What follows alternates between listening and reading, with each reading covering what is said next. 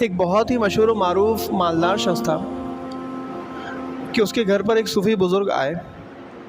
تو اس مالدار شخص نے اس صوفی بزرگ کا استقبال کیا، ان کی مہمان نوازی کی، اپنے مہمان خانے میں ٹھہرایا. تو جب وہ صوفی بزرگ جانے لگے تو انہوں نے دیکھا کہ مہمان خانے میں 2 قالین ہیں جو انتہائی دیدہ زیب ہیں اور خوبصورت ہیں اور قیمتی ہیں. تو صوفی بزرگ نے کہا کہ آپ یہ دونوں قالین مجھے دے دیں. تو مالدار شخص کو یہ بات بڑی ناگوار گزری، کیونکہ وہ قالین اس نے کسی دوسرے ملک سے منگوائی تھی. تو اس نے پیسے دے دیے اور کہا کہ آپ کوئی دوسری قالین جو ہے وہ اس سے خرید لیجئے گا. تو صوفی بزرگ نے کہا کہ مجھے پیسے نہیں چاہیے، اگر قالین دے سکتے ہیں تو آپ قالین دے دیں. تو اس مالدار شخص نے ان 2 قالین میں سے ایک قالین اس صوفی بزرگ کو دے کر روانہ کر دیا. اس مالدار شخص کے 2 بیٹے تھے کہ جو تجارت کی غرض سے مختلف ممالک جایا کرتے تھے. تو ان دنوں اس کے دونوں بیٹے ہندوستان کی طرف تجارت کے لیے گئے تھے.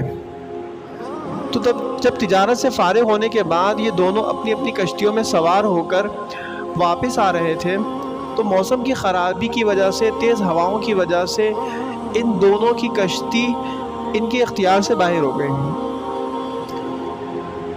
تو انہوں نے دیکھا کہ ایک بھائی کی جو کشتی ہے وہ سمندر میں غرق ہو رہی ہے، اور دوسرے بھائی کی کشتی میں اچانک ایک بزرگ نمودار ہوئے اور انہوں نے ایک قالین کے ذریعے سے اس کو سہارا دیا اور وہ کشتی پار لگ گئی.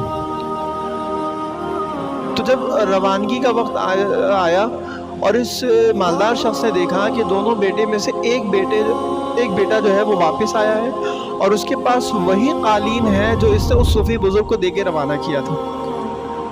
تو یہ مالدار شخص بڑا حیران ہوا اور اس نے اپنے صاحبزادے سے پوچھا کہ بیٹا یہ قالین تمہارے پاس کیسے؟ تو اس بیٹے نے وہ پوری کہانی بتائی. اس مالدار شخص نے کہا کہ اگر میں صوفی بزرگ کی تصویر تمہیں دکھاؤں تو تم پہچان جاؤ گے؟ اس نے کہا کہ ہاں بالکل میں پہچان جاؤں گا. چنانچہ اس مالدار شخص نے اس صوفی بزرگ کو ڈھونڈ کر اپنے بیٹے کے جب سامنے کیا تو اس کے بیٹے نے کہا کہ ہاں یہ وہی تھے کہ جنہوں نے میری جان بچائی ہے، اور اس قالین کی وجہ سے جو ہے وہ میں بچ گیا اور میں یہاں تک پہنچ گیا. تو یقیناً صدقہ جو ہے وہ آپ کی مصیبتوں کو، آپ کی پریشانیوں کو ٹال دیتی ہے. کبھی کبھار صدقہ دیتے ہوئے یا مال خرچ کرتے ہوئے دل تنگ بھی ہوتا ہے اور انسان کو یہ چیزیں اچھی نہیں لگتی، لیکن اس میں بہرحال اس شخص کا ہی فائدہ ہے